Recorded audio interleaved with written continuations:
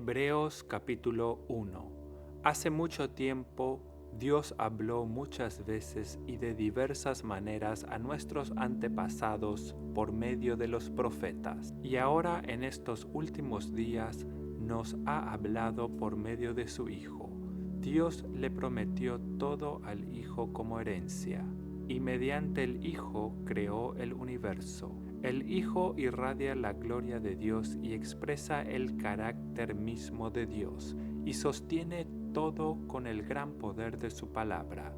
Después de habernos limpiado de nuestros pecados, se sentó en el lugar de honor, a la derecha del majestuoso Dios en el cielo. Esto demuestra que el Hijo es muy superior a los ángeles, así como el nombre que Dios le dio es superior al nombre de ellos. Pues Dios nunca le dijo a ningún ángel lo que le dijo a Jesús: Tú eres mi Hijo, hoy he llegado a ser tu Padre. Dios también dijo: Yo seré su Padre y él será mi Hijo. Además, cuando trajo a su Hijo Supremo al mundo, Dios dijo: Que lo adoren todos los ángeles de Dios. Pero con respecto a los ángeles, Dios dice: Él envía a sus ángeles como los vientos y a sus sirvientes como llamas de fuego. Pero al Hijo le dice: Tu trono, oh Dios, permanece por siempre y para siempre. Tú gobiernas con un cetro de justicia. Amas la justicia y odias la maldad. Por eso, oh Dios, tu Dios te ha ungido, derramando el aceite de alegría sobre ti más que sobre cualquier otro. También le dice al Hijo: Señor, en el principio echaste los cimientos de la tierra, y con tus manos formaste los cielos. Ellos dejarán de existir, pero tú permaneces para siempre. Ellos se desgastarán como ropa vieja. Los doblarás como un manto y los desecharás como ropa usada. Pero tú siempre eres el primero. Tú vivirás para siempre. Además, Dios nunca le dijo a ninguno de los ángeles: Siéntate en el lugar de honor a mi derecha, hasta que humille a tus enemigos y los ponga por debajo de tus pies. Por lo tanto, los ángeles solo son sirvientes, espíritus enviados para cuidar a quienes heredan la salvación. Hebreos capítulo 2. Así que debemos prestar mucha atención a las verdades que hemos oído, no sea que nos desviemos de ellas, pues el mensaje que Dios transmitió mediante los ángeles se ha mantenido siempre firme, y toda infracción de la ley y todo acto de desobediencia recibió el castigo que merecía. Entonces, ¿qué nos hace pensar que podemos escapar si descuidamos esta salvación tan grande que primeramente fue anunciado por el mismo Señor Jesús y luego nos fue transmitida por quienes lo oyeron hablar? Además, Dios confirmó el mensaje mediante señales, maravillas, diversos milagros y dones del Espíritu Santo según su voluntad. Es más, no son los ángeles quienes gobernarán el mundo futuro del cual hablamos, porque en cierto lugar las Escrituras dicen: ¿Qué son los simples mortales para que pienses en ellos? ¿O un hijo de hombre para que de él te ocupes?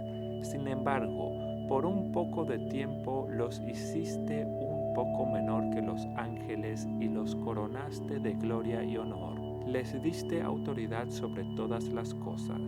Ahora bien, cuando dice todas las cosas, significa que nada queda afuera, pero todavía no vemos que todas las cosas sean puestas bajo la autoridad de ellos. No obstante, lo que sí vemos es a Jesús, a quien por un poco de tiempo se le dio una posición un poco menor que los ángeles, y debido a que sufrió la muerte por nosotros, ahora está coronado de gloria y honor. Efectivamente, por la gracia de Dios, Jesús conoció la muerte por todos. Dios, para quien y por medio de quien todo fue hecho, eligió llevar a muchos hijos a la gloria. Convenía a Dios que, mediante el sufrimiento hiciera a Jesús un líder perfecto, apto para llevarlos a la salvación. Por lo tanto, Jesús y los que Él hace santos tienen el mismo Padre. Por esa razón, Jesús no se avergüenza de llamarlos sus hermanos, pues le dijo a Dios: anunciaré tu nombre a mis hermanos, entre tu pueblo reunido te alabaré. También dijo: pondré mi confianza en Él, es decir, yo y los hijos que Dios me ha dado. Debido a que los hijos de Dios son seres humanos hechos de carne y sangre, el Hijo también se hizo de carne y sangre, pues solo como ser humano podía morir y solo mediante la muerte podía quebrantar el poder del diablo, quien tenía el poder sobre la muerte. Únicamente de esa manera el Hijo podía libertar a todos los que vivían esclavizados por el temor a la muerte. También sabemos que el Hijo no vino para ayudar a los ángeles, sino que vino para ayudar a los descendientes de Abraham. Por lo tanto, era necesario que en todo sentido Él se hiciera semejante a nosotros, sus hermanos, para que fuera nuestro sumo sacerdote fiel y misericordioso delante de Dios. Entonces podría ofrecer un sacrificio que quitaría los pecados del pueblo, debido a que Él mismo ha pasado por sufrimientos y pruebas. Puede ayudarnos cuando pasamos por pruebas. Hebreos capítulo 3. Así que, amados hermanos, ustedes que pertenecen a Dios y tienen parte con los que han sido llamados al cielo, consideren detenidamente a este Jesús a quien declaramos mensajero de Dios y sumo sacerdote. Pues Él fue fiel a Dios quien lo nombró, así como Moisés fue fiel cuando se le encomendó toda la casa de Dios. Pero Jesús merece mucha más gloria que Moisés, así como el que construye una casa merece más elogio que la casa misma. Pues cada casa tiene un constructor, pero el que construyó todo es Dios. En verdad, Moisés fue fiel como siervo en la casa de Dios. Su trabajo fue una ilustración de las verdades que Dios daría a conocer tiempo después. Pero Cristo, como Hijo, está a cargo de toda la casa de Dios, y nosotros somos la casa de Dios si nos armamos de valor y permanecemos confiados en nuestra esperanza en Cristo. Por eso el Espíritu Santo dice: cuando oigan hoy su voz, no endurezcan el corazón, como lo hicieron los israelitas cuando se rebelaron, aquel día que me pusieron a prueba en el desierto. Allí sus antepasados me tentaron y pusieron a prueba mi paciencia, a pesar de haber visto mis milagros durante 40 años. Por eso estuve enojado con ellos y dije: su corazón siempre se aleja de mí, rehúsan hacer lo que les digo. Así que en mi enojo juré: ellos nunca entrarán en mi lugar de descanso. Por lo tanto, amados hermanos, cuidado, asegúrense de que ninguno de ustedes tenga un corazón maligno e incrédulo que los aleje del Dios vivo. Adviértanse unos a otros todos los días mientras dure ese hoy, para que ninguno sea engañado por el pecado y se endurezca contra Dios. Pues si somos fieles hasta el fin, confiando en Dios con la misma firmeza que teníamos al principio cuando creímos en Él, entonces tendremos parte en todo lo que le pertenece a Cristo. Recuerden lo que dice: cuando oigan hoy su voz, no endurezcan el corazón, como lo hicieron los israelitas cuando se rebelaron. ¿Y quiénes fueron los que se rebelaron contra Dios a pesar de haber oído su voz? ¿No fue acaso el pueblo que salió de Egipto guiado por Moisés? ¿Y quiénes hicieron enojar a Dios durante 40 años? ¿Acaso no fueron los que pecaron cuyos cadáveres quedaron tirados en el desierto? ¿Y a quiénes hablaba Dios cuando juró que jamás entrarían en su descanso? ¿Acaso no fue a los que lo desobedecieron? Como vemos, ellos no pudieron entrar en el descanso de Dios a causa de su incredulidad. Hebreos capítulo 4. Todavía sigue vigente la promesa que Dios hizo de entrar en su descanso. Por lo tanto, debemos temblar de miedo ante la idea de que alguno de ustedes no llegue a alcanzarlo, pues esta buena noticia del descanso que Dios ha preparado se nos ha anunciado tanto a ellos como a nosotros, pero a ellos no les sirvió de nada porque no tuvieron la fe de los que escucharon a Dios, pues solo los que creemos podemos entrar en su descanso. En cuanto a los demás, Dios dijo: en mi enojo juré, ellos nunca entrarán en mi lugar de descanso. Si bien ese descanso está preparado desde que Él hizo el mundo, sabemos que está preparado debido al pasaje en las Escrituras que menciona el séptimo día. Cuando llegó el séptimo día, Dios descansó de toda su labor. Pero en el otro pasaje Dios dijo: ellos nunca entrarán en mi lugar de descanso. Así que el descanso de Dios está disponible para que la gente entre. Pero los primeros en oír esta buena noticia no entraron, porque desobedecieron a Dios. Entonces Dios fijó otro tiempo para entrar en su descanso, y ese tiempo es hoy. Lo anunció mucho más tarde por medio de David en las palabras que ya se han citado: cuando oigan hoy su voz, no endurezcan el corazón. Ahora bien, si Josué hubiera logrado darles ese descanso, Dios no habría hablado de otro día de descanso aún por venir. Así que todavía hay un descanso especial en espera para el pueblo de Dios, pues todos los que han entrado en el descanso de Dios han descansado de su trabajo, tal como Dios descansó del suyo después de crear el mundo.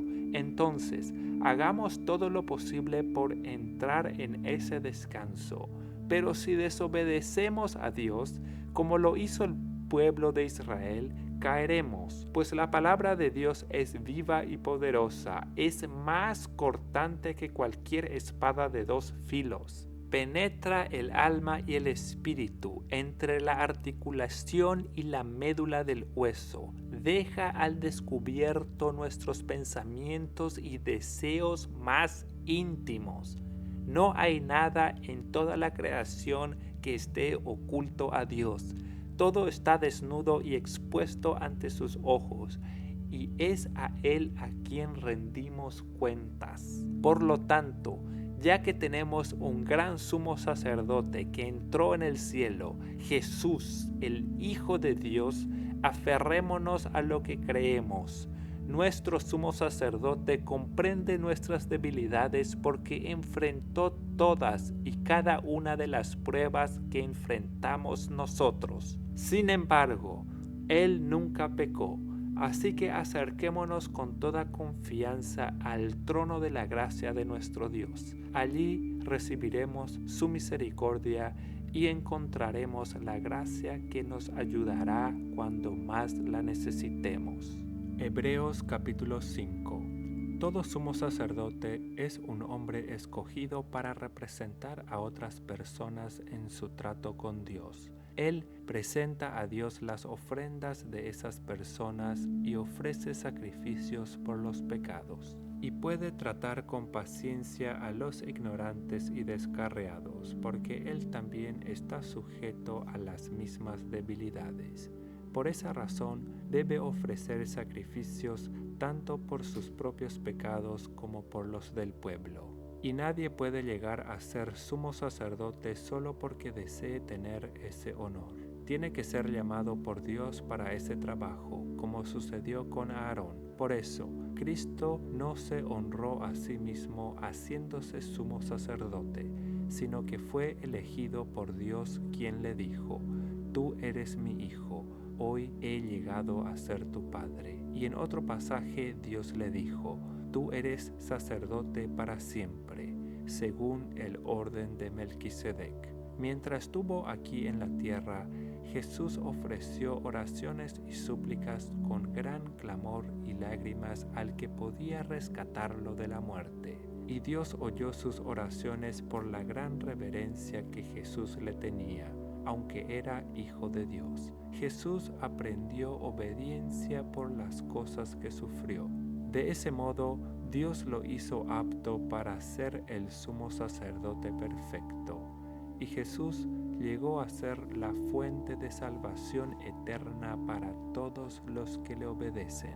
Y Dios lo designó sumo sacerdote según el orden de Melquisedec. Nos gustaría decir mucho más sobre este tema, pero es difícil de explicar, sobre todo porque ustedes son torpes espiritualmente y tal parece que no escuchan. Hace tanto que son creyentes que ya deberían estar enseñando a otros. En cambio, necesitan que alguien vuelva a enseñarles las cosas básicas de la palabra de Dios. Son como niños pequeños que necesitan leche y no pueden comer alimento sólido, pues el que se alimenta de leche sigue siendo bebé y no sabe cómo hacerlo correcto. El alimento sólido es para los que son maduros, los que a fuerza de práctica están capacitados para distinguir entre lo bueno y lo malo. Hebreos capítulo 6. Así que dejemos de repasar una y otra vez las enseñanzas elementales acerca de Cristo. Por el contrario, sigamos adelante hasta llegar a ser maduros en nuestro entendimiento. No puede ser que tengamos que comenzar de nuevo con los importantes cimientos acerca del arrepentimiento de las malas acciones y de tener fe en Dios. Ustedes tampoco necesitan más enseñanza acerca de los bautismos, la imposición de manos, la resurrección de los muertos y el juicio eterno. Así que, si Dios quiere, avanzaremos hacia un mayor entendimiento, pues es imposible lograr que vuelvan a arrepentirse los que una vez fueron iluminados, aquellos que experimentaron las cosas buenas del cielo y fueron partícipes del Espíritu Santo, que saborearon la bondad de la palabra de Dios y el poder del mundo venidero, y que luego se alejan de Dios. Es imposible lograr que esas personas vuelvan a arrepentirse. Al rechazar al Hijo de Dios, ellos mismos lo clavan otra vez en la cruz y lo exponen a la vergüenza pública. Cuando la tierra se empapa de la lluvia que cae y produce una buena cosecha para el agricultor, recibe la bendición de Dios. En cambio, el campo que produce espinos y cardos no sirve para nada. El agricultor no tardará en maldecirlo y quemarlo. Queridos amigos, aunque hablamos de este modo, no creemos que esto se aplica a ustedes. Estamos convencidos de que ustedes están destinados para cosas mejores, las cuales vienen con la salvación, pues Dios no es injusto. No olvidará con cuánto esfuerzo han trabajado para Él y cómo han demostrado su amor por Él sirviendo a otros creyentes como todavía lo hacen. Nuestro gran deseo es que sigan amando a los demás mientras tengan vida, para asegurarse de que lo que esperan se hará realidad. Entonces no se volverán torpes ni indiferentes espiritualmente. En cambio, seguirán el ejemplo de quienes, gracias a su fe y perseverancia, heredarán las promesas de Dios. Por ejemplo, estaba la promesa que Dios le hizo a Abraham. Como no existía nadie superior a Dios por quien jurar, Dios juró por su propio nombre, diciendo: «Ciertamente te bendeciré y multiplicaré tu descendencia hasta que sea incontable». Entonces Abraham esperó con paciencia y recibió lo que Dios le había prometido. Ahora bien, cuando las personas hacen un juramento, invocan a alguien superior a ellas para obligarse a cumplirlo, y no cabe ninguna duda de que ese juramento conlleva una obligación. Dios también se prometió mediante un juramento para que los que recibieran la promesa pudieran estar totalmente seguros de que Él jamás cambiaría de parecer. Así que Dios ha hecho ambas cosas, la promesa y el juramento. Estas dos cosas no pueden cambiar porque es imposible que Dios mienta. Por lo tanto, los que hemos acudido a Él en busca de refugio podemos estar bien confiados, aferrándonos a la esperanza que está delante de nosotros. Esta esperanza es un ancla firme y confiable para el alma. Nos conduce a través de la cortina al santuario interior de Dios. Jesús ya entró allí por nosotros. Él ha llegado a ser nuestro eterno sumo sacerdote, según el orden de Melquisedec. Hebreos capítulo 7. Este Melquisedec fue rey de la ciudad de Salem y también sacerdote del Dios Altísimo. Cuando Abraham regresaba triunfante de una gran batalla contra los reyes, Melquisedec salió a su encuentro y lo bendijo. Después Abraham tomó la 10ª parte de todo lo que había capturado en la batalla y se la dio a Melquisedec. El nombre Melquisedec significa rey de justicia y rey de Salem significa rey de paz. No hay registro de su padre ni de su madre ni de ninguno de sus antepasados. No hay principio ni fin de su vida.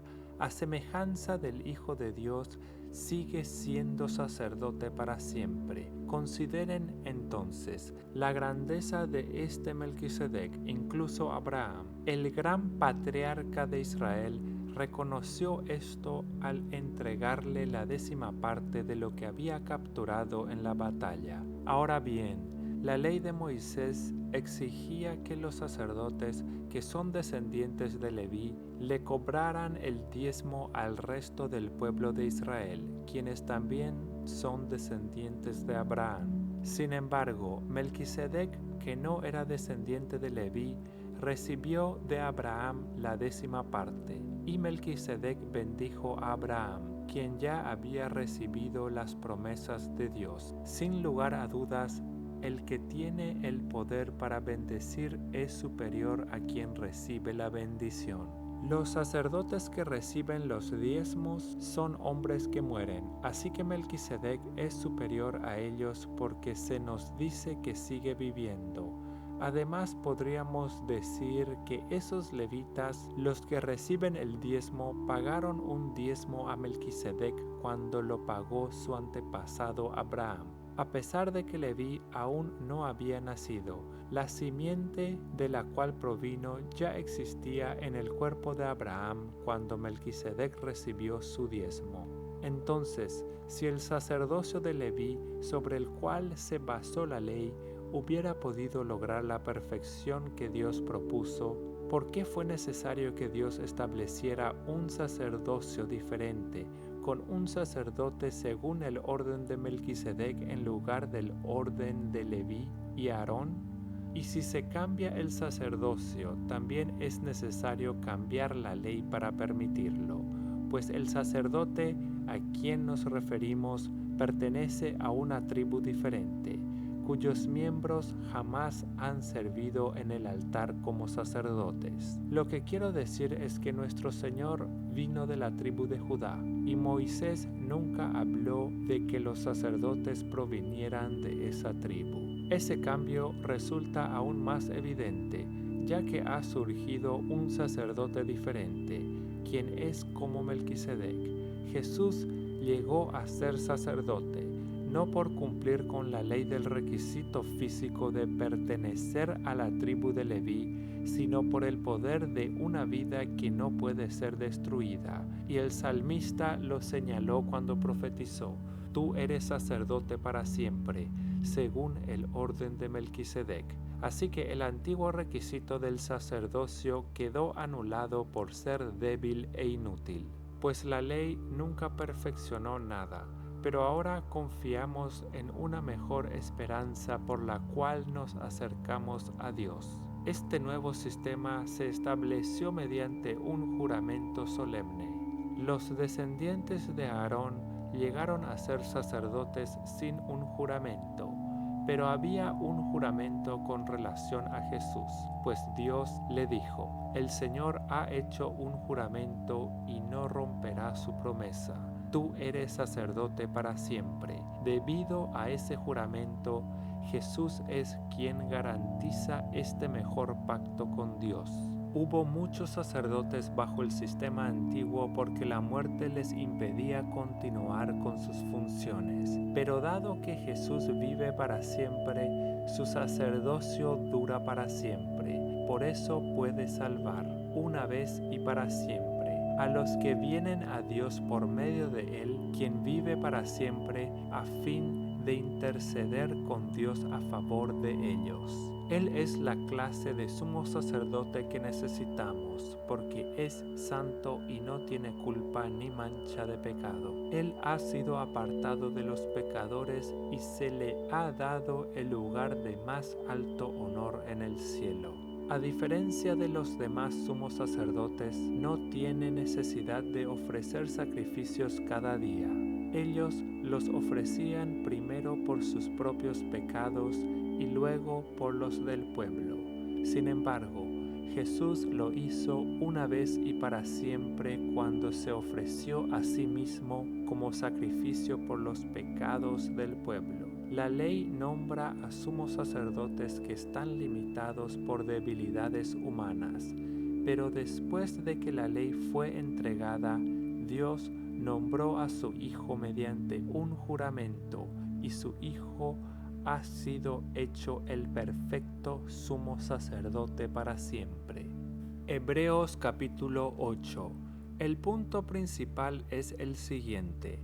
Tenemos un sumo sacerdote quien se sentó en el lugar de honor, a la derecha del trono del Dios majestuoso en el cielo. Allí sirve como ministro en el tabernáculo del cielo, el verdadero lugar de adoración construido por el Señor y no por manos humanas, ya que es deber de todo sumo sacerdote presentar ofrendas y sacrificios. Nuestro sumo sacerdote también tiene que presentar una ofrenda. Si estuviera aquí en la tierra, ni siquiera sería sacerdote, porque ya hay sacerdotes que presentan las ofrendas que exige la ley. Ellos sirven dentro de un sistema de adoración que es solo una copia, una sombra del verdadero, que está en el cielo.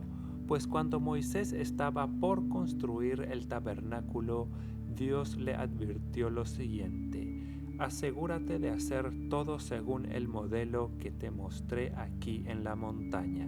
Pero ahora a Jesús, nuestro sumo sacerdote, se le ha dado un ministerio que es muy superior al sacerdocio antiguo, porque Él es mediador a nuestro favor de un mejor pacto con Dios basado en promesas mejores. Si el primer pacto no hubiera tenido defectos, no habría sido necesario reemplazarlo con un segundo pacto. Pero cuando Dios encontró defectos en el pueblo, dijo: se acerca el día, dice el Señor, en que haré un nuevo pacto con el pueblo de Israel y de Judá. Este pacto no será como el que hice con sus antepasados cuando los tomé de la mano y los saqué de la tierra de Egipto. Ellos no permanecieron fieles a mi pacto, por eso les di la espalda, dice el Señor. Pero este es el nuevo pacto que haré con el pueblo de Israel en ese día, dice el Señor. Pondré mis leyes en su mente y las escribiré en su corazón. Yo seré su Dios y ellos serán mi pueblo. Y no habrá necesidad de enseñar a sus vecinos, ni habrá necesidad de enseñar a sus parientes, diciendo: deberías conocer al Señor, pues todos ya me conocerán, desde el más pequeño hasta el más grande. Perdonaré sus maldades y nunca más me acordaré de sus pecados. Cuando Dios habla de un nuevo pacto, quiere decir que ha hecho obsoleto al primero, el cual ha caducado y pronto desaparecerá. Hebreos capítulo 9. Ese primer pacto entre Dios e Israel incluía ordenanzas para la adoración y un lugar de culto aquí en la tierra. Ese tabernáculo estaba formado por 2 salas. En la primera sala había un candelabro, una mesa y los panes consagrados sobre ella. Esta sala se llamaba Lugar Santo. Luego había una cortina detrás de la cual se encontraba la segunda sala, llamada Lugar Santísimo. En esa sala había un altar de oro para el incienso y un cofre de madera conocido como el Arca del Pacto, el cual estaba totalmente cubierto de oro. Dentro del arca había un recipiente de oro que contenía el maná, la vara de Aarón a la que le habían salido hojas y las tablas del pacto que eran de piedra. Por encima del arca estaban los querubines de la gloria divina, cuyas alas se extendían sobre la tapa del arca, es decir, el lugar de la expiación. Pero ahora no podemos explicar estas cosas en detalle. Cuando estos elementos estaban en su lugar, los sacerdotes entraban con regularidad en la primera sala durante el cumplimiento de sus deberes religiosos. Pero solo el sumo sacerdote entraba en el lugar santísimo y lo hacía una sola vez al año, y siempre ofrecía sangre por sus propios pecados y por los pecados que el pueblo cometía por ignorancia.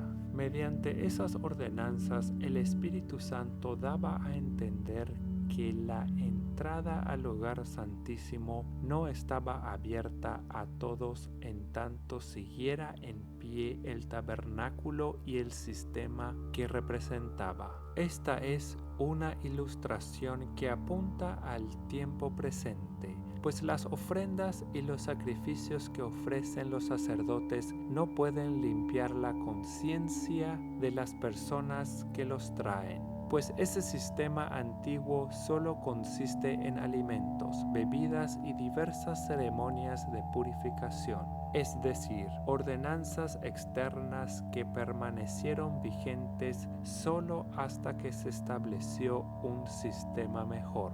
Entonces Cristo ahora ha llegado a ser el sumo sacerdote por sobre todas las cosas buenas que han venido. Él entró en ese tabernáculo superior y más perfecto que está en el cielo, el cual no fue hecho por manos humanas ni forma parte del mundo creado. Con su propia sangre, no con la sangre de cabras ni de becerros, entró en el lugar santísimo una sola vez y para siempre, y aseguró nuestra redención eterna. Bajo el sistema antiguo, la sangre de cabras y toros y las cenizas de una novilla podían limpiar el cuerpo de las personas que estaban ceremonialmente impuras. Imagínense cuánto más la sangre de Cristo nos purificará la conciencia de acciones pecaminosas para que adoremos al Dios viviente, pues por el poder del Espíritu Eterno, Cristo se ofreció a sí mismo a Dios como sacrificio perfecto por nuestros pecados. Por eso Él es el mediador de un nuevo pacto entre Dios y la gente, para que todos los que son llamados puedan recibir la herencia eterna que Dios les ha prometido. Pues Cristo murió para librarlos del castigo por los pecados que habían cometido bajo ese primer pacto. Ahora bien, cuando alguien deja un testamento, es necesario comprobar que la persona que lo hizo ha muerto. El testamento solo entra en vigencia después de la muerte de la persona. Mientras viva el que lo hizo, el testamento no puede entrar en vigencia. Por eso, aún el primer pacto fue puesto en vigencia con la sangre de un animal, pues después de que Moisés había leído cada uno de los mandamientos de Dios a todo el pueblo, tomó la sangre de los becerros y las cabras junto con agua, y roció tanto el libro de la ley de Dios como a todo el pueblo con ramas de hisopo y lana de color escarlata. Entonces dijo: esta sangre confirma el pacto que Dios ha hecho con ustedes. De la misma manera roció con la sangre el tabernáculo y todo lo que se usaba para adorar a Dios. De hecho, según la ley de Moisés, casi todo se purificaba con sangre, porque sin derramamiento de sangre no hay perdón. Por esa razón, el tabernáculo y todo lo que en él había, que eran copias de las cosas del cielo, debían ser purificados mediante la sangre de animales, pero las cosas verdaderas del cielo debían ser purificadas mediante sacrificios superiores a la sangre de animales. Pues Cristo no entró en un lugar santo hecho por manos humanas, que era solo una copia del verdadero que está en el cielo. Él entró en el cielo mismo para presentarse ahora delante de Dios a favor de nosotros, y no entró en el cielo para ofrecerse a sí mismo una y otra vez, como lo hace el sumo sacerdote aquí en la tierra, que entra en el lugar santísimo año tras año con la sangre de un animal. Si eso hubiera sido necesario, Cristo tendría que haber sufrido la muerte una y otra vez, desde el principio del mundo. Pero ahora, en el fin de los tiempos, Cristo se presentó una sola vez y para siempre para quitar el pecado mediante su propia muerte en sacrificio. Y así como cada persona está destinada a morir una sola vez y después vendrá el juicio, así también Cristo fue ofrecido una sola vez y para siempre, a fin de quitar los pecados de muchas personas. Cristo vendrá otra vez, no para ocuparse de nuestros pecados, sino para traer salvación a todos los que esperan con anhelo su venida. Hebreos capítulo 10. El sistema antiguo bajo la ley de Moisés era solo una sombra, un tenue anticipo de las cosas buenas por venir, no las cosas buenas en sí mismas. Bajo aquel sistema se repetían los sacrificios una y otra vez, año tras año, pero nunca pudieron limpiar por completo a quienes venían a adorar. Si los sacrificios hubieran podido limpiar por completo, entonces habrían dejado de ofrecerlos, porque los adoradores se habrían purificado una sola vez y para siempre, y habrían desaparecido los sentimientos de culpa. Pero en realidad, esos sacrificios les recordaban sus pecados año tras año, pues no es posible que la sangre de los toros y las cabras quite los pecados. Por eso, cuando Cristo vino al mundo, le dijo a Dios: no quisiste sacrificios de animales ni ofrendas por el pecado, pero me has dado un cuerpo para ofrecer. No te agradaron las ofrendas quemadas, ni otras ofrendas por el pecado. Luego dije: aquí estoy, oh Dios, he venido a hacer tu voluntad, como está escrito acerca de mí en las Escrituras. Primero Cristo dijo: no quisiste sacrificios de animales, ni ofrendas por el pecado, ni ofrendas quemadas, ni otras ofrendas por el pecado. Tampoco te agradaron todas esas ofrendas, aun cuando la ley de Moisés las exige. Luego dijo: aquí estoy, he venido a hacer tu voluntad. Él anula el primer pacto para que el segundo entre en vigencia, pues la voluntad de Dios fue que el sacrificio del cuerpo de Jesucristo nos hiciera santos, una vez y para siempre. Bajo el antiguo pacto, el sacerdote oficia de pie delante del altar día tras día, ofreciendo los mismos sacrificios una y otra vez, los cuales nunca pueden quitar los pecados. Pero nuestro sumo sacerdote se ofreció a sí mismo a Dios como un solo sacrificio por los pecados, válido para siempre. Luego se sentó en el lugar de honor, a la derecha de Dios. Allí espera hasta que sus enemigos sean humillados y puestos por debajo de sus pies. Pues mediante esa única ofrenda, Él perfeccionó para siempre a los que está haciendo santos. Y el Espíritu Santo también da testimonio de que es verdad, pues dice: este es el nuevo pacto que haré con mi pueblo en aquel día, dice el Señor. Pondré mis leyes en su corazón y las escribiré en su mente. Después dice, nunca más me acordaré de sus pecados y sus transgresiones.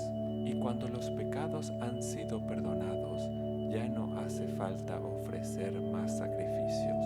Así que, amados hermanos, podemos entrar con valentía en el lugar santísimo del cielo por causa de la sangre de Jesús. Por su muerte, Jesús abrió un nuevo camino, un camino que da vida, a través de la cortina al lugar santísimo, ya que tenemos un gran sumo sacerdote que gobierna la casa de Dios. Entremos directamente a la presencia de Dios con corazón sincero y con plena confianza en Él, pues nuestra conciencia culpable ha sido rociada con la sangre de Cristo a fin de purificarnos, y nuestro cuerpo ha sido lavado con agua pura. Mantengámonos firmes sin titubear en la esperanza que afirmamos, porque se puede confiar en que Dios cumplirá su promesa. Pensemos en maneras de motivarnos unos a otros a realizar actos de amor y buenas acciones, y no dejemos de congregarnos como lo hacen algunos, sino animémonos unos a otros, sobre todo ahora que el día de su regreso se acerca.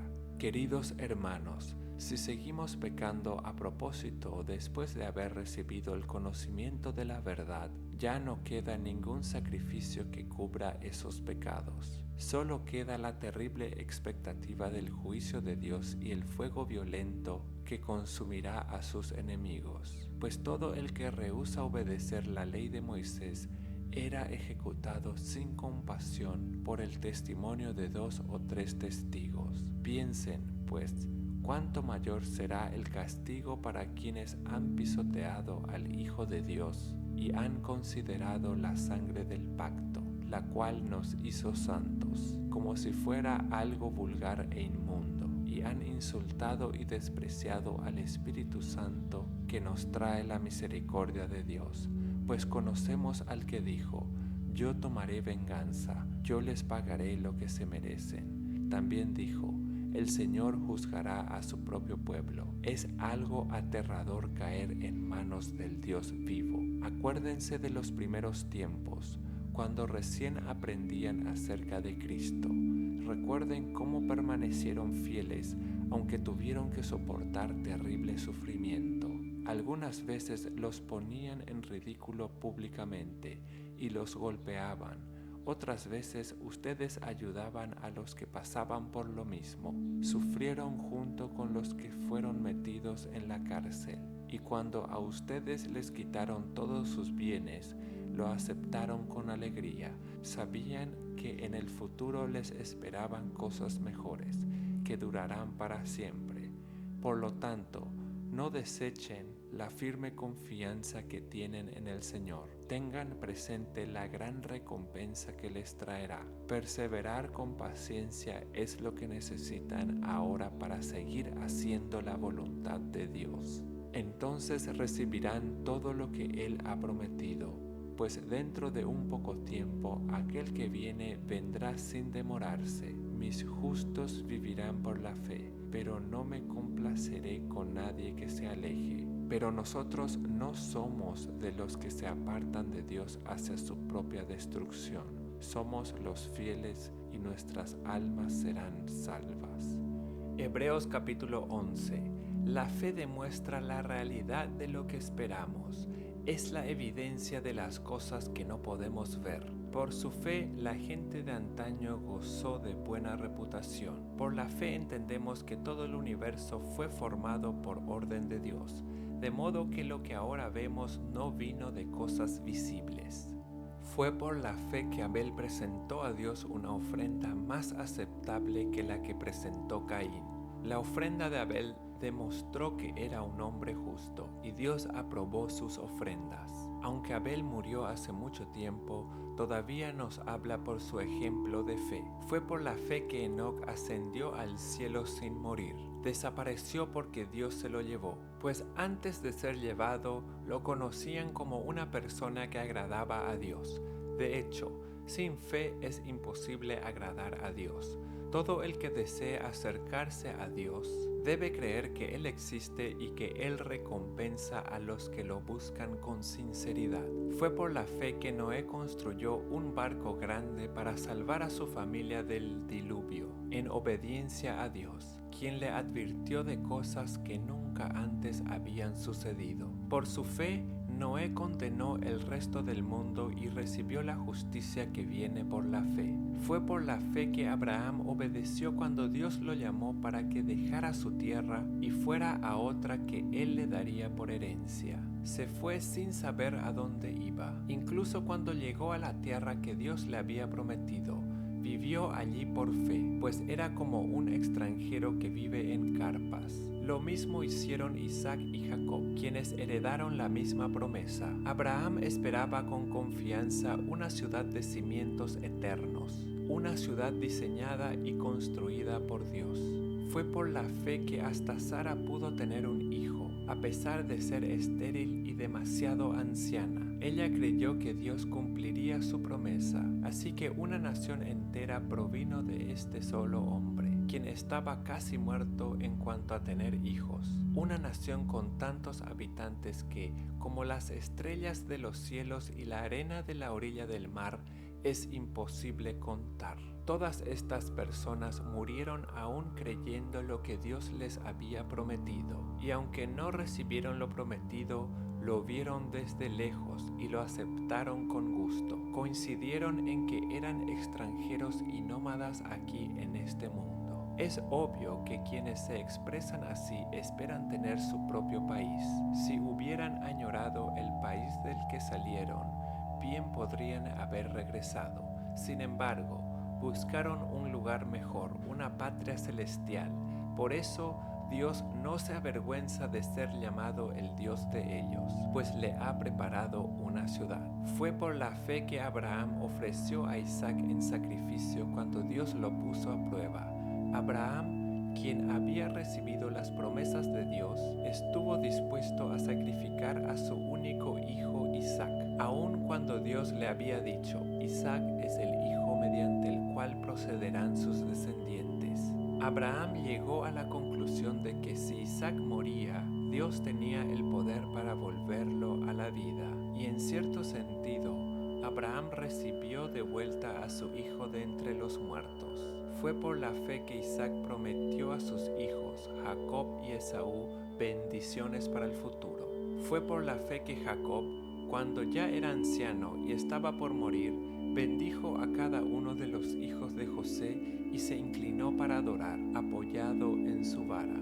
Fue por la fe que José, cuando iba a morir, declaró con confianza que el pueblo de Israel saldría de Egipto. Incluso les mandó que se llevaran sus huesos cuando ellos salieran. Fue por la fe que cuando nació Moisés, sus padres lo escondieron durante 3 meses. Vieron que Dios les había dado un hijo fuera de lo común y no tuvieron temor de desobedecer la orden del rey. Fue por la fe que Moisés, cuando ya fue adulto, rehusó llamarse hijo de la hija del faraón. Prefirió ser maltratado con el pueblo de Dios a disfrutar de los placeres momentáneos del pecado. Consideró que era mejor sufrir por causa de Cristo que poseer los tesoros de Egipto, pues tenía la mirada puesta en la gran recompensa que recibiría. Fue por la fe que Moisés salió de la tierra de Egipto sin temer el enojo del rey. Siguió firme en su camino porque tenía los ojos puestos en el invisible. Fue por la fe que Moisés ordenó que el pueblo de Israel celebrara la Pascua y rociara con sangre los marcos de las puertas para que el ángel de la muerte no matara a ninguno de sus primeros hijos varones. Fue por la fe que el pueblo de Israel atravesó el mar Rojo como si estuviera pisando tierra seca. Pero cuando los egipcios intentaron seguirlos, murieron todos ahogados. Fue por la fe que el pueblo de Israel marchó alrededor de Jericó durante 7 días, y las murallas se derrumbaron. Fue por la fe que Rahab, la prostituta, no fue destruido junto con los habitantes de su ciudad que se negaron a obedecer a Dios, pues ella había recibido en paz a los espías. ¿Cuánto más les tengo que decir? Se necesitaría demasiado tiempo para contarles acerca de la fe de Gedeón, Barak, Sansón, Jefté, David, Samuel y todos los profetas. Por la fe esas personas conquistaron reinos, gobernaron con justicia y recibieron lo que Dios les había prometido. Cerraron bocas de leones, apagaron llamas de fuego y escaparon de morir a filo de espada. Su debilidad se convirtió en fortaleza. Llegaron a ser poderosos en batalla e hicieron huir a ejércitos enteros. Hubo mujeres que recibieron otra vez con vida a sus seres queridos que habían muerto. Sin embargo, otros fueron torturados porque rechazaron negar a Dios a cambio de la libertad. Ellos pusieron su esperanza en una vida mejor que viene después de la resurrección. Algunos fueron ridicularizados y sus espaldas fueron laceradas con látigos. Otros fueron encadenados en prisiones. Algunos murieron apedreados. A otros los cortaron por la mitad con una sierra y a otros lo mataron a espada. Algunos anduvieron vestidos con pieles de ovejas y cabras, desposeídos y oprimidos y maltratados. Este mundo no era digno de ellos. Vagaron por desiertos y montañas, se escondieron en cuevas y hoyos de la tierra. Debido a su fe, todas esas personas gozaron de una buena reputación, aunque ninguno recibió todo lo que Dios le había prometido, pues Dios tenía preparado algo mejor para nosotros, de modo que ellos no llegaron a la perfección sin nosotros. Hebreos capítulo 12. Por lo tanto, ya que estamos rodeados por una enorme multitud de testigos de la vida de fe, quitémonos todo peso que nos impida correr, especialmente el pecado que tan fácilmente nos hace tropezar, y corramos con perseverancia la carrera que Dios nos ha puesto por delante. Esto lo hacemos al fijar la mirada en Jesús, el campeón que inicia y perfecciona nuestra fe. Debido al gozo que la esperaba, Jesús soportó la cruz sin importarle la vergüenza que ésta representaba. Ahora está sentado en el lugar de honor, junto al trono de Dios. Piensen en toda la hostilidad que soportó por parte de pecadores. Así no se cansarán ni se darán por vencidos. Después de todo, ustedes aún no han dado su vida en la lucha contra el pecado. ¿Acaso olvidaron las palabras de aliento con que Dios les habló a ustedes como a hijos? Él dijo: Hijo mío, no tomes a la ligera la disciplina del Señor, y no te des por vencido cuando te corrige, pues el Señor disciplina a los que ama y castiga a todo el que recibe como hijo. Al soportar esta disciplina divina, recuerden que Dios los trata como a sus propios hijos. ¿Acaso alguien oyó hablar de un hijo que nunca fue disciplinado por su padre? Si Dios no los disciplina a ustedes como lo hace con todos sus hijos, quiere decir que ustedes no son verdaderamente sus hijos, sino que son ilegítimos, ya que respetábamos a nuestros padres terrenales que nos disciplinaban. ¿Acaso no deberíamos someternos aún más a la disciplina del Padre de nuestro espíritu y así vivir para siempre? Pues nuestros padres terrenales nos disciplinaron durante algunos años e hicieron lo mejor que pudieron, pero la disciplina de Dios siempre es buena para nosotros, a fin de que participemos de su santidad. Ninguna disciplina resulta agradable a la hora de recibirla. Al contrario, es dolorosa, pero después produce la apacible cosecha de una vida recta para los que han sido entrenados por ella. Por lo tanto, renueven las fuerzas de sus manos cansadas y fortalezcan sus rodillas debilitadas. Tracen un camino recto para sus pies, a fin de que los débiles y los cojos no caigan, sino que se fortalezcan. Esfuércense por vivir en paz con todos y procuren llevar una vida santa, porque los que no son santos no verán al Señor, Cuídense unos a otros, para que ninguno de ustedes deje de recibir la gracia de Dios. Tengan cuidado de que no brote ninguna raíz venenosa de amargura, la cual los trastorne a ustedes y envenene a muchos.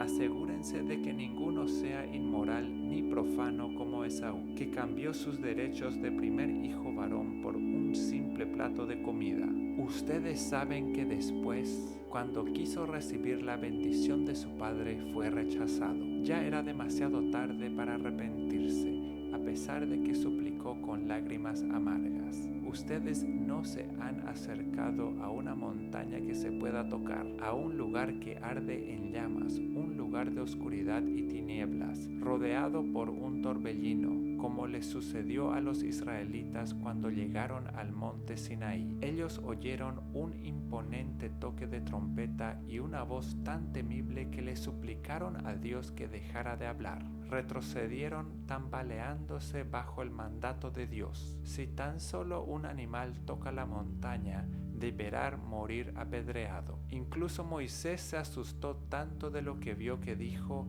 estoy temblando de miedo. En cambio, ustedes han llegado al monte Sión, a la ciudad del Dios viviente, a la Jerusalén celestial y a incontables miles de ángeles que se han reunido llenos de gozo. Ustedes han llegado a la congregación de los primogénitos de Dios, cuyos nombres están escritos en el cielo. Ustedes han llegado a Dios mismo, quien es el juez sobre todas las cosas. Ustedes han llegado a los espíritus de los justos, que están en el cielo y que ya han sido perfeccionados. Ustedes han llegado a Jesús, el mediador del nuevo pacto entre Dios y la gente, y también a la sangre rociada, que habla de perdón en lugar de clamar por venganza como la sangre de Abel. Tengan cuidado de no negarse a escuchar a aquel que habla, pues si el pueblo de Israel no escapó cuando se negó a escuchar a Moisés, el mensajero terrenal, ciertamente nosotros tampoco escaparemos si rechazamos a aquel que nos habla desde el cielo. Cuando Dios habló desde el monte Sinaí, su voz hizo temblar la tierra, pero ahora Él hace otra promesa. Una vez más, haré temblar no solo la tierra, sino también los cielos. Eso significa que toda la creación será agitada y removida, para que solo permanezcan las cosas inconmovibles. Ya que estamos recibiendo un reino inconmovible, seamos agradecidos y agrademos a Dios adorándolo con santo temor y reverencia, porque nuestro Dios es un fuego que todo lo consume. Hebreos capítulo 13. Sigan amándose unos a otros como hermanos. No se olviden de brindar hospitalidad a los desconocidos, porque algunos que lo han hecho han hospedado ángeles sin darse cuenta. Acuérdense de aquellos que están en prisión, como si ustedes mismos estuvieran allí. Acuérdense también de los que son maltratados, como si ustedes mismos sintieran en carne propia el dolor de ellos. Honren el matrimonio y los casados manténganse fieles el uno al otro. Con toda seguridad, Dios juzgará a los que cometen inmoralidades sexuales y a los que cometen adulterio. No amen el dinero. Estén contentos con lo que tienen, pues Dios ha dicho: nunca te fallaré, jamás te abandonaré. Así que podemos decir con toda confianza: el Señor es quien me ayuda. Por tanto, no temeré. ¿Qué me puede hacer un simple mortal? Acuérdense de los líderes que les enseñaron la palabra de Dios. Piensen en todo lo bueno que haya resultado de su vida y sigan el ejemplo de su fe. Jesucristo es el mismo ayer, hoy y siempre.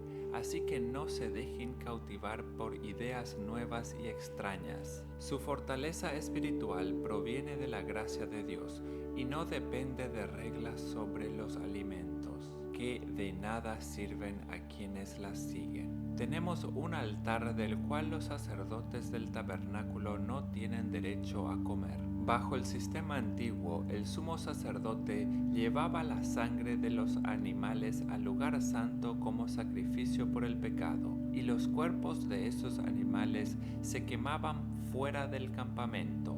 De igual manera, Jesús sufrió y murió fuera de las puertas de la ciudad para hacer santo a su pueblo mediante su propia sangre. Entonces salgamos al encuentro de Jesús fuera del campamento y llevemos la deshonra que Él llevó, pues este mundo no es nuestro hogar permanente, esperamos el hogar futuro. Por lo tanto, por medio de Jesús, ofrezcamos un sacrificio continuo de alabanza a Dios, mediante el cual proclamamos nuestra lealtad a su nombre. Y no se olviden de hacer el bien ni de compartir lo que tienen con quienes pasan necesidad. Estos son los sacrificios que le agradan a Dios. Obedezcan a sus líderes espirituales y hagan lo que ellos dicen. Su tarea es cuidar el alma de ustedes y tienen que rendir cuentas a Dios. Denles motivos para que la hagan con alegría y no con dolor. Esto último ciertamente no los beneficiará a ustedes.